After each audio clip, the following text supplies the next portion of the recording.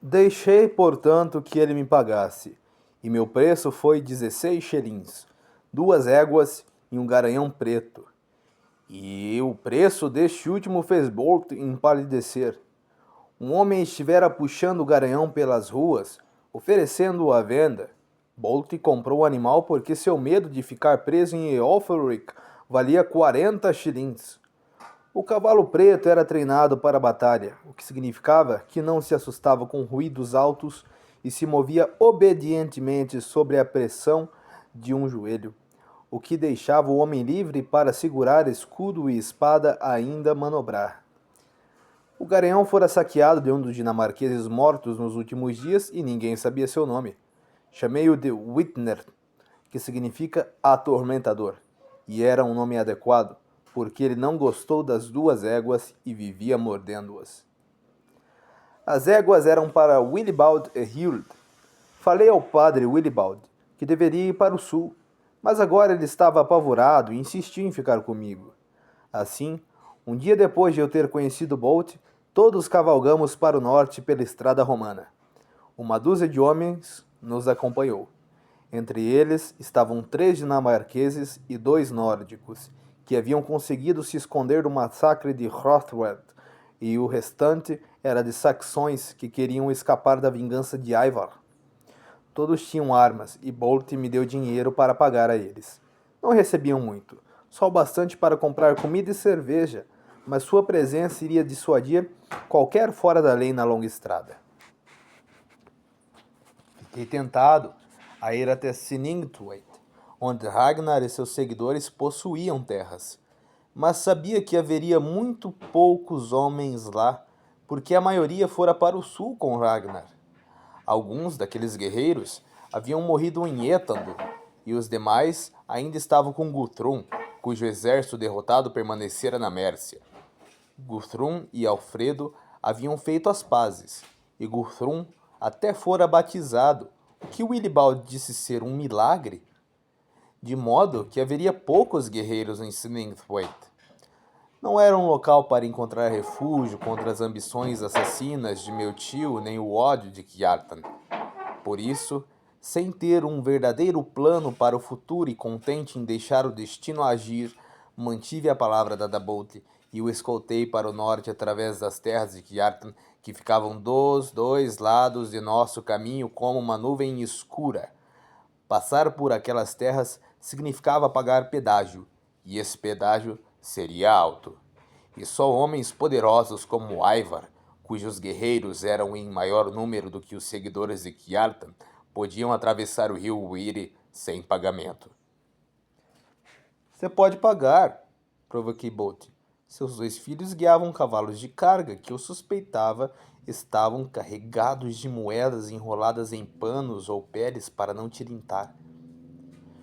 Não posso se ele pegar minhas filhas, disse Bolt. O mercador tinha filhas gêmeas, de 12 ou 13 anos, maduras para o casamento. Eram baixas, gorduchas, de cabelos claros, com o nariz empinado, e era difícil identificar quem era quem. É isso que Kjartan faz? Perguntei. Ele pega o que quer, disse Bolt, e gosta de meninas, mas suspeito de que preferiria pegar você. E por que suspeita disso? Perguntei em tom inexpressivo. Conheço as histórias. O filho dele perdeu um dos olhos por sua causa. O filho dele perdeu um dos olhos porque despiu a filha do War Ragnar. Mas ele culpa você. Culpa mesmo. Concordei. Na época éramos todos crianças, mas o sofrimento da infância pode infeccionar e não duvidava de que Sven, o caolho, adoraria arrancar meus 2 olhos em vingança pelo seu. Assim, enquanto nos aproximávamos de Dunholm, viramos para as colinas a oeste no intuito de evitar os homens de Kjartan. Era verão, mas um vento frio trazia nuvens baixas e uma chuva fina, de modo que fiquei satisfeito com minha cota de malha forrada de couro. Hilde havia lambuzado os aros de metal com lanolina, espremida de peles recém-arrancadas, que protegia a maior parte do metal contra a ferrugem. Havia passado a gordura também no meu elmo e nas lâminas das espadas. Subimos, seguindo a trilha bastante usada, e alguns quilômetros atrás de nós vinha outro grupo, e havia pegadas recentes de cascos na terra úmida, revelando que outros haviam passado por ali não muito tempo antes. Um uso tão intenso do caminho deveria ter feito com que eu pensasse que Artan, o Cruel, e Sven, o Caolho, viviam do pagamento dos viajantes, e se um viajante não pagasse, era roubado, feito escravo ou morto. Era muito provável que Kiartan e seu filho já soubessem que havia gente tentando evitá-los usando os caminhos dos morros, e eu deveria ter sido mais cauteloso. Bolt não sentia medo porque simplesmente confiava em mim. Contou histórias de como Kiartan e Sven haviam ficado ricos com escravos. Eles pegam qualquer um, dinamarquês ou saxão, e vendem do outro lado da água. Se você tiver sorte, algumas vezes consegue pagar o resgate de um escravo, mas o preço será alto. Ele olhou para o padre Willibald. Ele mata todos os padres. É? Ele odeia todos os padres cristãos. Acha que são feiticeiros. Por isso os enterra pela metade e deixa que seus cães o comam. O que ele disse? Perguntou Willibald, puxando sua égua de lado antes que Whitner pudesse mordê-la. Ele diz que Kiartan irá matá-lo se o capturar, padre. Me matar? Vai dá-lo de comer aos cães. Ah, santo Deus! Disse Willibald.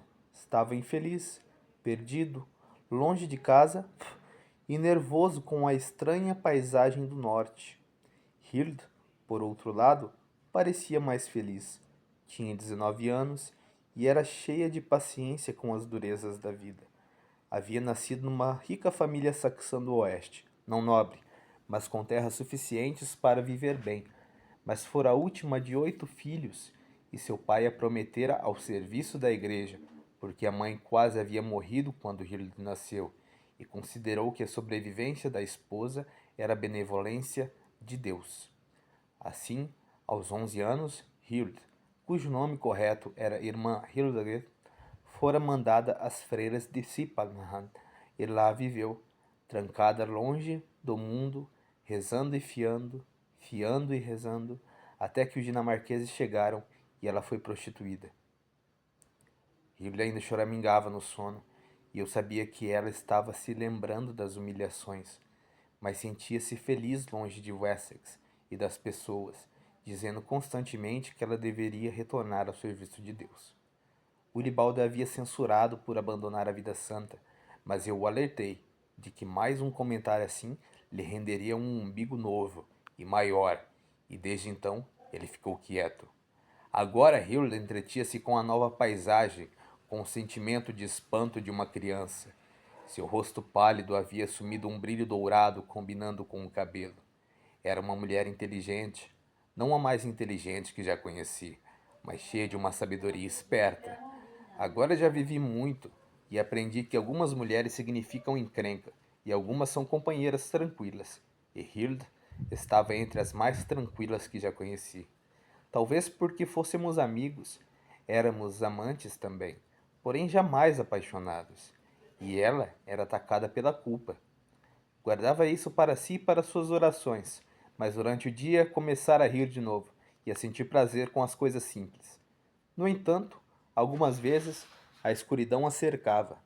Ela gemia e eu via seus dedos longos remexerem em um crucifixo e sabia que ele estava sentindo as garras de Deus arranhando sua alma. Cavalgamos morro acima e eu fora descuidado, e foi Hilde que viu primeiro os cavalos. Eram 19, a maioria com cascos de couro, mas 3 com cota de malha. Vinham circulando atrás de nós, e eu soube que estávamos sendo arrebanhados. Nossa trilha seguia a lateral de um morro, e à direita havia um precipício que dava num riacho borbulhante. Mesmo que pudéssemos escapar para o vale, inevitavelmente seríamos mais lentos do que os homens que agora pegavam a trilha atrás de nós. Não tentaram se aproximar, podiam ver que estávamos armados e não queriam briga, Só queriam garantir que estivéssemos indo para o norte, para qualquer destino que nos aguardava.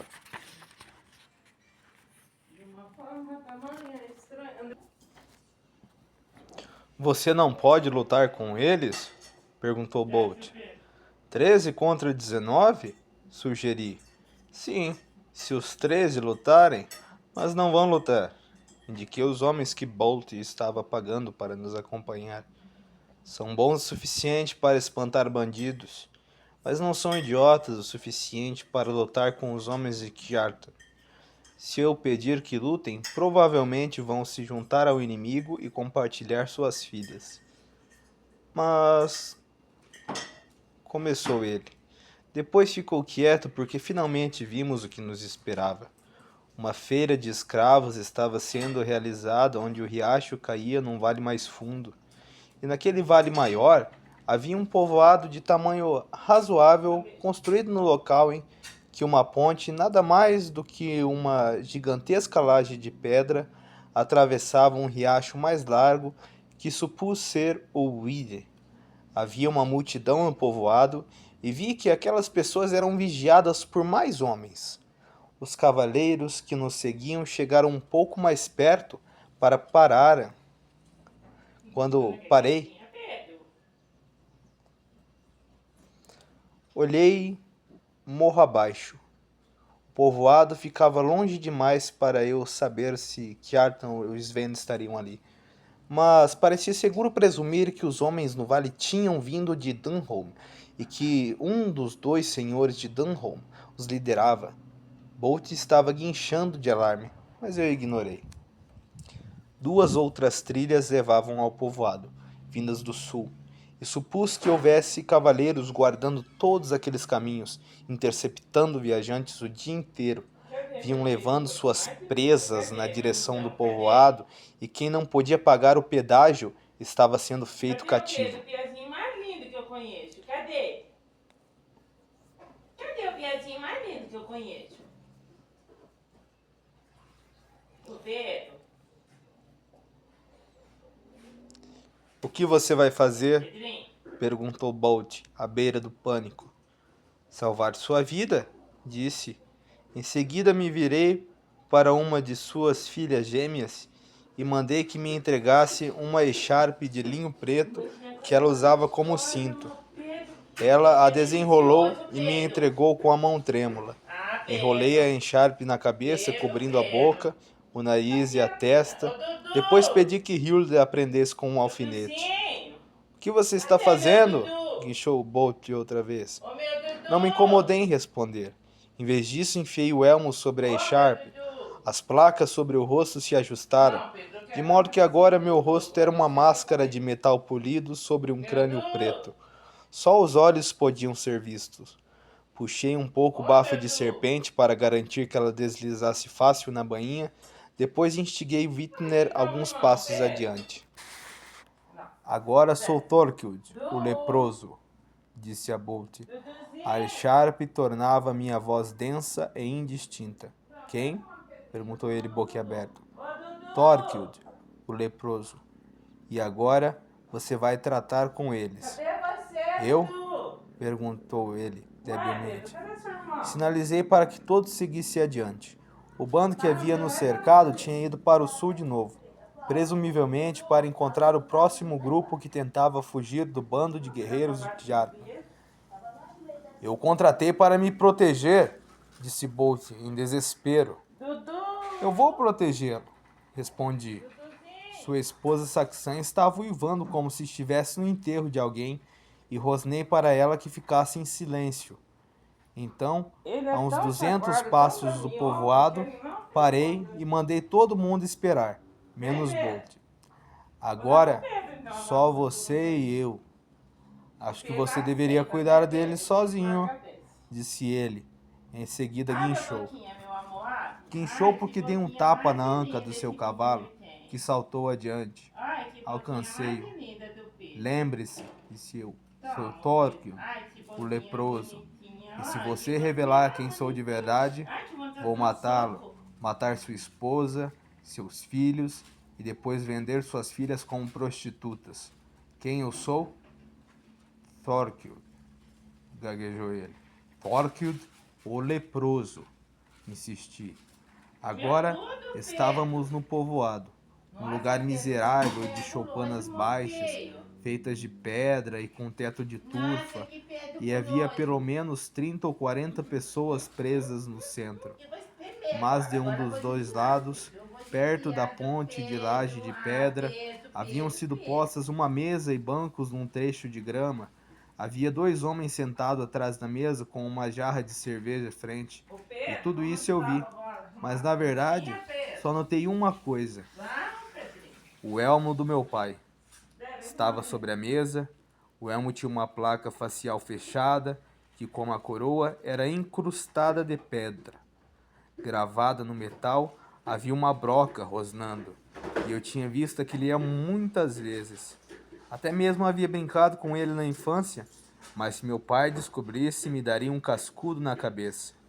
Meu pai usava aquele elmo no dia que morreu, em Joffrey, e Ragnar, o velho, o havia comprado do homem que quase matou meu pai. E agora ele pertencia a um dos homens que havia assassinado Ragnar. Era Sven, o caolho. Ele se levantou enquanto Bolt e eu nos aproximávamos e senti um selvagem choque de reconhecimento. Eu conhecia Sven desde que ele era criança, e agora era um homem. Mas reconheci instantaneamente o rosto chato e largo com seu único olho feroz. O outro era um buraco enrugado. Ele era alto e de ombros largos, cabelo comprido e barba cheia, um rapaz arrogante com uma rica cota de malha e duas espadas, uma longa e uma curta, penduradas à cintura. Mais convidados, anunciou ele, e indicou o banco do outro lado da mesa. Sentem-se, ordenou, e faremos negócios. Sente-se com ele, resmunguei baixinho a Bolt. Bolt me lançou um olhar de desespero, depois apiou e foi até a mesa. O segundo homem tinha uma pele morena, cabelos pretos e era muito mais velho do que Sven. Usava um manto preto, de modo que parecia um monge, só que tinha um martelo de Thor dourado ao pescoço. Também tinha uma bandeja de madeira à frente, e a bandeja era inteligentemente separada em compartimentos para guardar as diferentes moedas que brilhavam prateadas ao sol. E Sven, sentando-se de novo ao lado do homem de manto preto, serviu uma caneca de cerveja e a empurrou para Bolt, que olhou de novo para mim, depois sentou-se como fora ordenado. E você é? Perguntou Sven. Bolt Eriksson, disse Bolt. Precisou falar duas vezes, porque da primeira não conseguiu elevar a voz o suficiente para ser ouvido. Bolt Eriksson, repetiu Sven. E eu sou Sven Kjartansson, e meu pai é senhor dessas terras. Já ouviu falar de Kjartan? Sim, senhor. Então de onde vem? Eoferwick. Ah, outro mercador de Eoferwick, não? É o terceiro hoje. E o que leva nesses cavalos de carga? Nada, senhor. Sven se inclinou ligeiramente adiante, depois riu enquanto soltava um peido enorme. Desculpe, Bolt. Só escutei o trovão. Você disse que não tem nada? Mas estou vendo 4 mulheres e 3 são bastante jovens. Ele sorriu. São suas mulheres? Minha mulher e minhas filhas, senhor. Mulheres e filhas, como nós as amamos, disse Sven.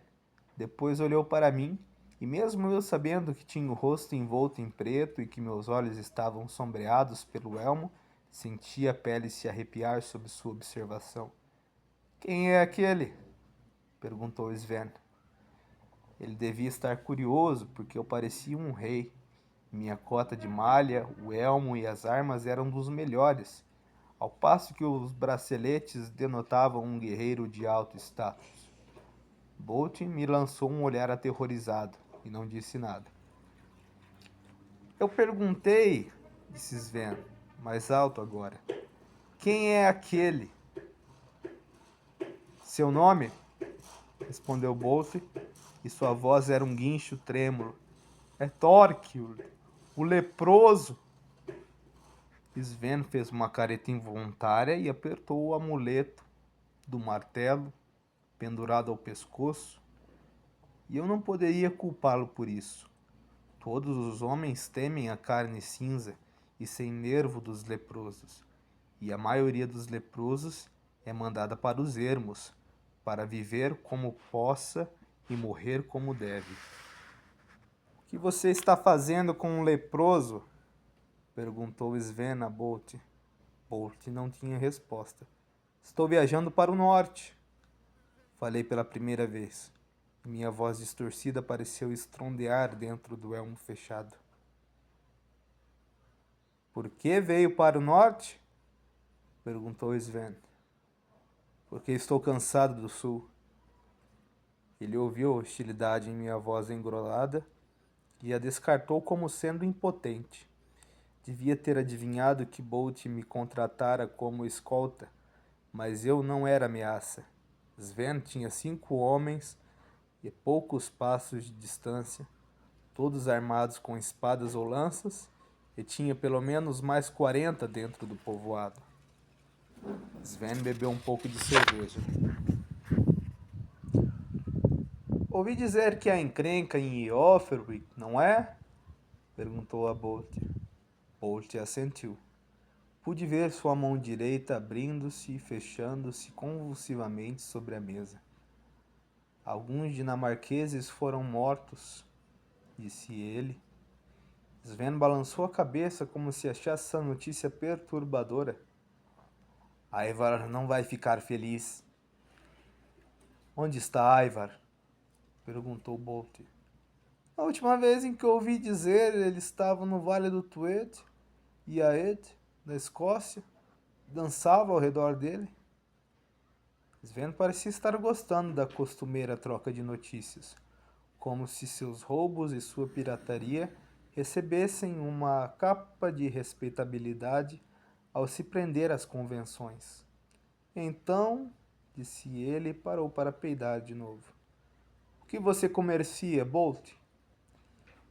Couro, peles, tecido, cerâmica, disse Bolt. Então sua voz ficou no ar, como se decidisse que havia falado demais. E eu comercio escravos, disse Sven. Esse é Gelgil, indicou o homem ao lado. Ele compra escravos de nós, e você tem 3 moças que acho que podem ser muito lucrativas para ele e para mim. Então, quanto você me pagará por elas? Pague o suficiente e poderá mantê-las. Ele sorriu como a sugerir que estava sendo totalmente razoável. Bolt pareceu golpeado por um raio, mas conseguiu tirar uma bolsa debaixo do casaco e colocar um pouco de prata na mesa. Sven olhou as moedas uma a uma e quando Bolt hesitou, Sven simplesmente sorriu e Bolt continuou contando a prata até haver 38 shillings na mesa. É tudo que tenho, senhor, disse ele com humildade. Tudo que você tem? Duvido, Bolt Erickson, disse Sven. E se for, vou deixar você ficar com uma orelha de uma de suas filhas. Só uma orelha como lembrança. O que acha, Gelgir? Era um nome estranho, Gelgir, e suspeitei de que o sujeito tivesse vindo do outro lado do mar, já que os mercados de escravos mais lucrativos ficavam em Dyflin ou na distante Frânquia. Ele disse algo, baixo demais para o captar, e Sven assentiu. Tragam as garotas aqui, disse ele a seus homens, e Bolt estremeceu. Olhou-me de novo, como se esperasse que eu impedisse o que Sven estava planejando, mas não fiz nada enquanto os 2 guardas caminhavam até nosso grupo que esperava. Sven ficou batendo papo sobre as perspectivas de colheita, enquanto os guardas ordenavam que Hilde e as filhas de Bolt descessem dos cavalos. Os homens que Bolt havia contratado não fizeram nada para impedir. A mulher de Bolt gritou em protesto. Depois caiu num choro histérico, enquanto suas filhas e Hild eram obrigadas a caminhar até a mesa. Sven as recebeu com educação exagerada. Depois Gelgud se levantou e inspecionou as três. Passou as mãos pelo corpo delas como se estivesse comparando cavalos. Vi Hild estremecer enquanto ele puxava seu vestido para baixo para sondar os seios. Mas o estranho estava menos interessado nela do que nas duas meninas. 100 shillings cada uma, disse depois de inspecioná-las. Mas aquela, e olhou para Hild, 50. Falou com um sotaque estranho. Mas aquela é bonita, questionou Sven. As outras parecem duas leitoas. São gêmeas, disse Gelgud. Posso ganhar muito dinheiro com gêmeas. E a garota alta é velha demais. Deve ter 19 ou 20 anos. A virgindade é uma coisa muito valiosa, disse Sven a Bolt. Não concorda? Bolt estava tremendo. 100 shillings cada é o que posso pagar por minhas filhas, disse desesperado. Ah, não, Sven. Isso é o que Gelgud quer. Eu também tenho de lucrar um pouco. Você pode ficar com as três, Bolt, se me pagar 600 shillings. Era um preço ultrajante e era para ser menor, mas Bolt não se abalou. Somente duas são minhas, senhor, gemeu ele. A terceira é a mulher dele, e apontou para mim. Sua? Sven me olhou. Você tem uma mulher, leproso? Então aquele pedaço ainda não caiu? Ele achou isso engraçado, e os dois homens que haviam trazido as mulheres riram junto. E então, leproso? Perguntou Sven. Quanto me paga por sua mulher? Nada, respondi. Ele coçou a bunda. Seus homens estavam rindo, estavam acostumados ao desafio e a derrotá-lo, e gostavam de ver Sven tosquiar os viajantes. Sven serviu-se de mais cerveja. Você tem uns belos braceletes, leproso, disse ele. E suspeito que esse elmo não vai lhe servir de grande coisa quando você estiver morto. Portanto, em troca da sua mulher, vou pegar seus braceletes e seu elmo, e então você pode seguir seu caminho.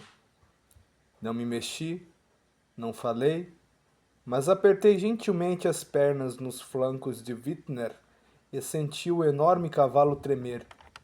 Era um animal de luta e queria que eu o liberasse. E talvez tenha sido a tensão de Witner que Sven sentiu. Só conseguia ver meu elmo funesto, com os buracos escuros para os olhos, a crista de lobo, e estava começando a se preocupar. Havia aumentado o preço cheio de petulância, mas não poderia recuar se quisesse manter a dignidade.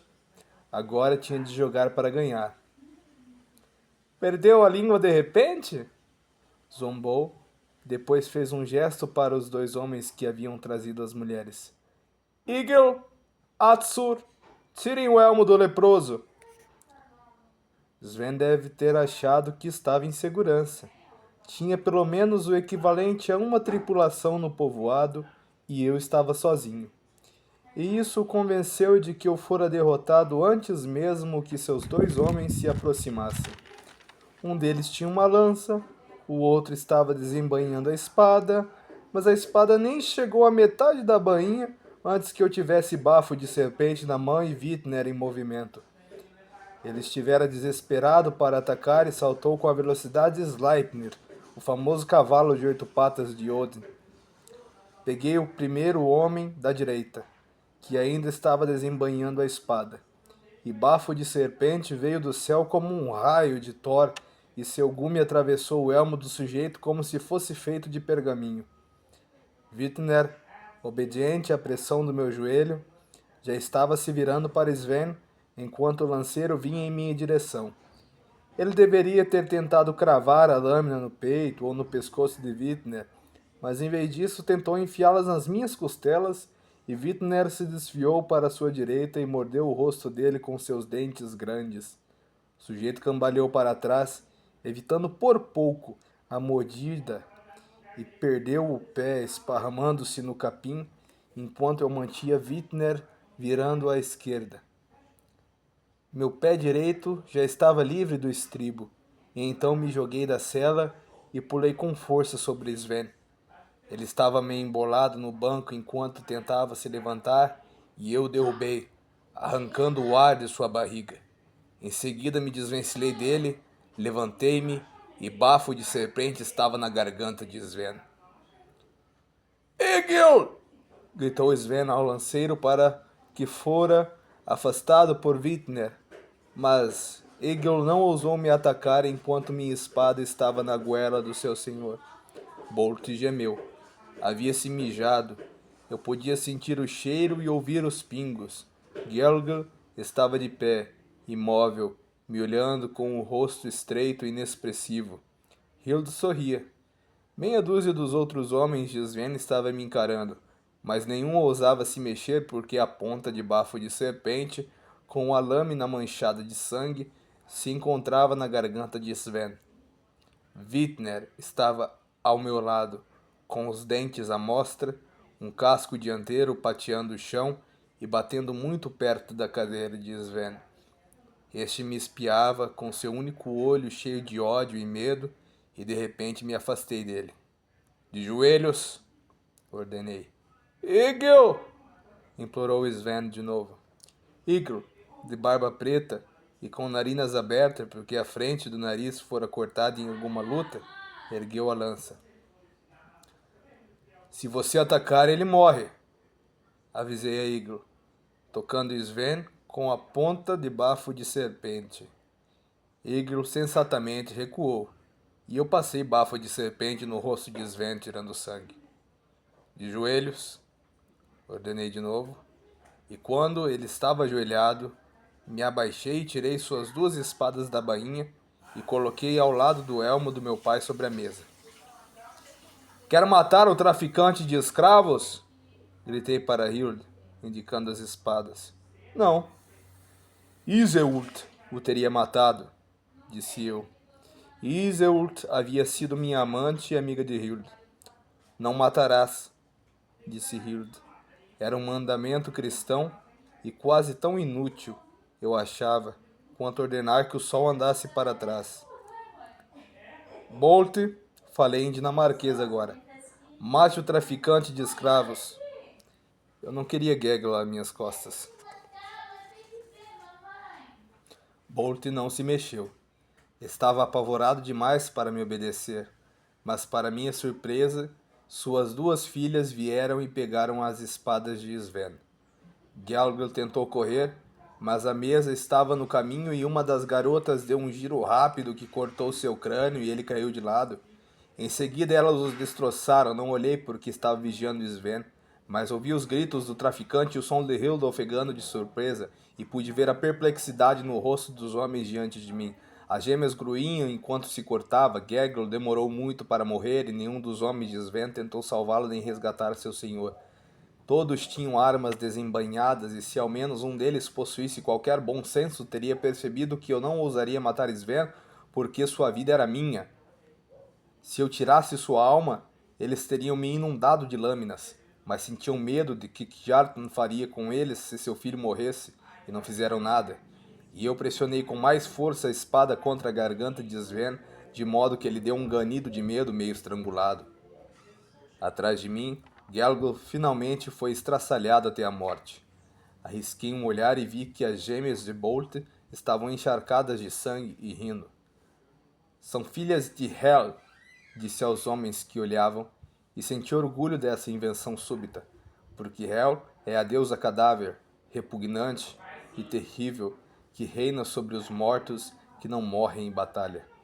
E eu sou Thorkild, continuei, e enchi o castelo de Odin com homens mortos. Sven estava tremendo abaixo de mim. Seus homens pareciam perder o fôlego. De repente, minha história ganhou asas e tornei a voz o mais profunda que pude. Sou Thorkild, o leproso, anunciei em voz alta, e morri há muito tempo. Mas Odin me chamou do castelo dos cadáveres para levar a alma de Kjartan e de seu filho. Eles acreditaram. Vi homens tocando os amuletos. Um lanceiro chegou a cair de joelhos. Senti vontade de matar Sven ali mesmo, e talvez devesse ter feito isso, mas seria preciso apenas um homem para romper a teia de absurdo mágico que eu havia tecido para eles. O que eu precisava no momento não era da alma de Sven, e sim de nossa segurança. Assim trocaria uma coisa pela outra. Deixarei este verme viver, anunciei, para levar a seu pai a notícia de minha chegada. Mas vocês irão primeiro, todos vocês.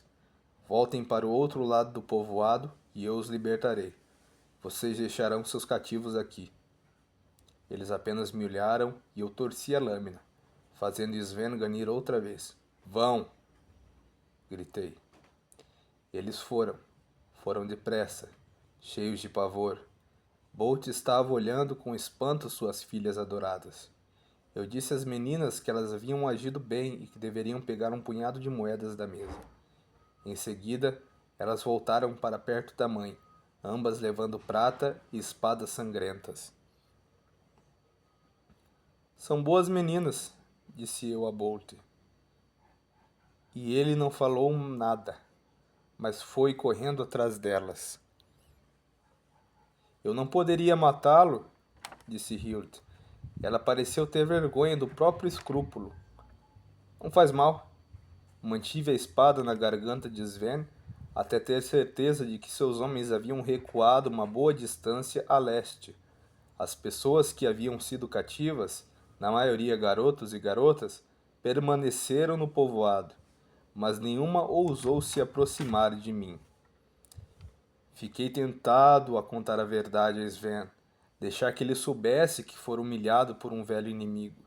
Mas a história de Thorkild, o leproso, era boa demais para ser desperdiçada. Também me senti tentado a perguntar por Thira, a irmã de Ragnar, mas temi que se ela vivesse e eu demonstrasse qualquer interesse, ela não viveria muito mais tempo. Por isso não falei nada a seu respeito. Em vez disso, segurei o cabelo de Sven e puxei sua cabeça para trás de modo que ele me olhasse. Vim até essa terra do meio para matar você e seu pai. Vou encontrá-lo de novo, Sven Kjartansson. E da próxima vez vou matá-lo. Sou Thorkild, caminho à noite, e não posso ser morto porque já sou um cadáver.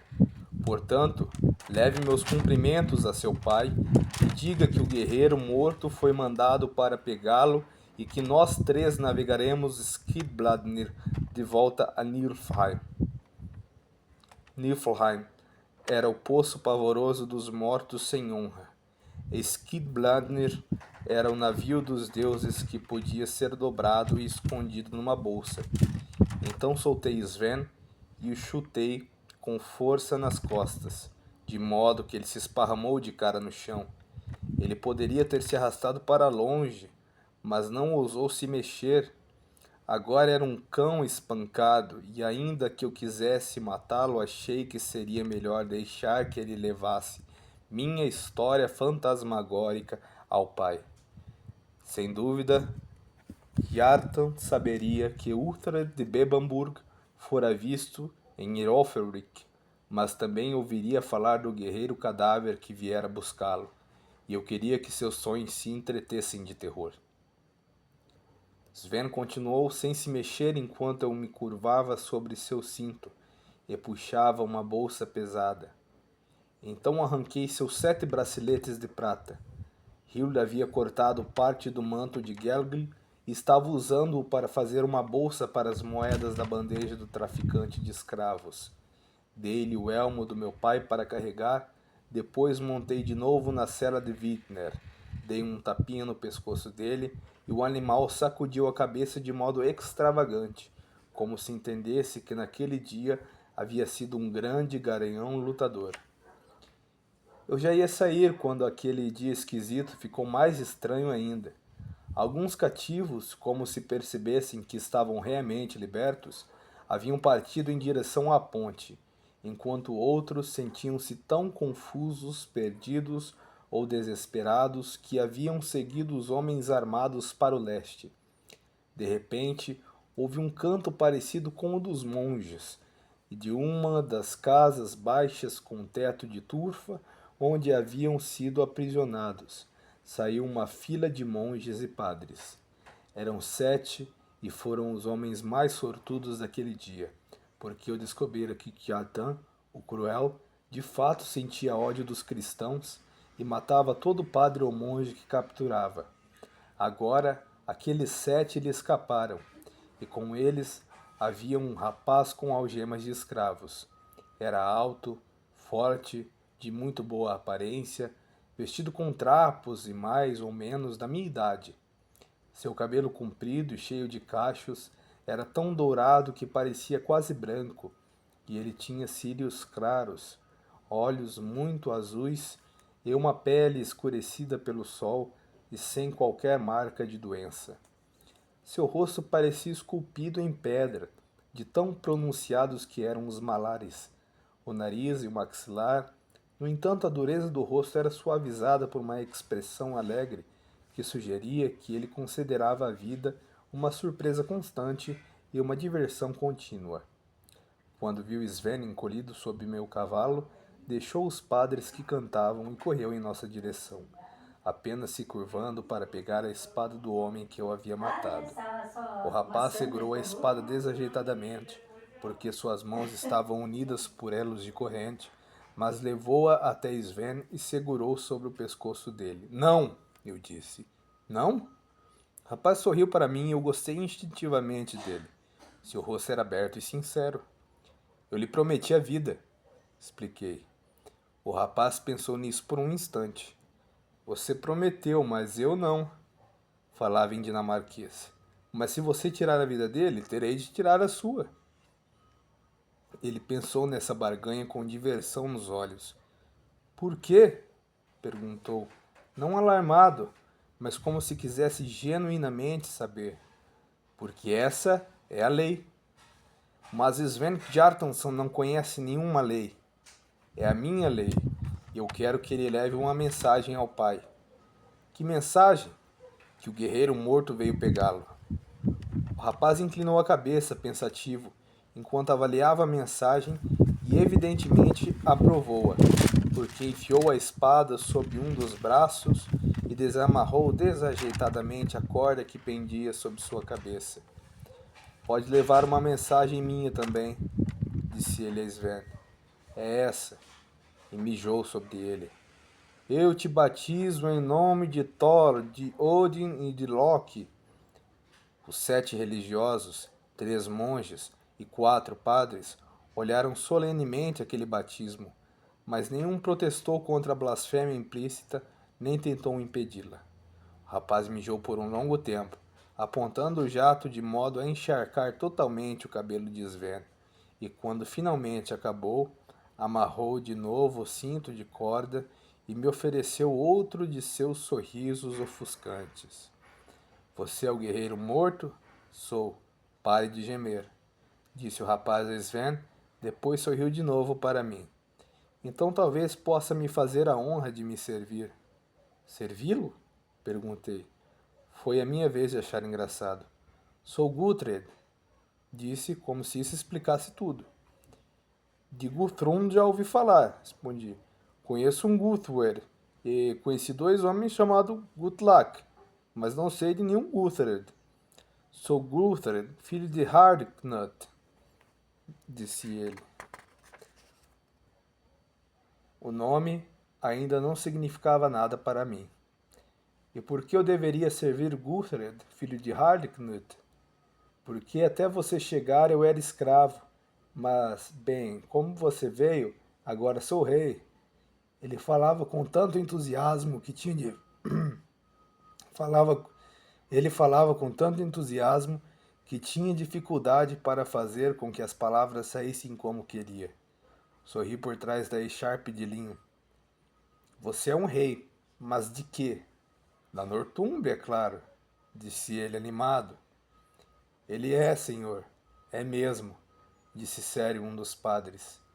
E assim, o guerreiro morto conheceu o rei escravo. E Sven, o caolho, se arrastou até seu pai, e a estranheza daquela Nortúmbria infeccionada ficou mais estranha ainda.